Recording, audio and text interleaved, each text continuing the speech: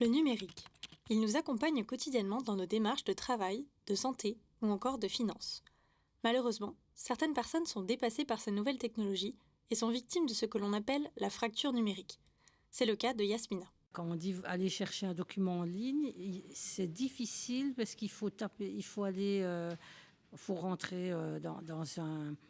Allez, il y a tellement de chemins et on finit par s'y perdre. Donc même moi, ça m'arrive de recommencer 2 ou 3 fois. Yasmina n'est pas la seule.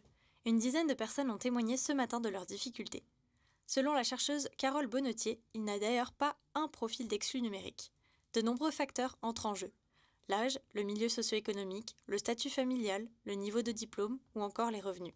On est seul face à un ordinateur, parfois un vieil ordinateur. Enfin voilà, tout ça se conjugue en fait pour entraîner ce qu'on appelle un effet Mathieu en fait. C'est-à-dire que les personnes les plus vulnérables vont être encore plus vulnérabilisées par la numérisation et ça va accroître encore plus les phénomènes de précarité qui déjà existants. La chercheuse affirme que selon le baromètre de l'inclusion numérique, une personne sur deux en Belgique rencontre des difficultés lors de démarches administratives en ligne. De nombreux collectifs et associations, comme le Gang des Vieux en colère, étaient sur place. Ils s'opposent fermement à l'ordonnance numérique qui renforcera, selon eux, l'exclusion d'une partie de la population. Une manifestation et des festivités se poursuivent tout au long de la journée.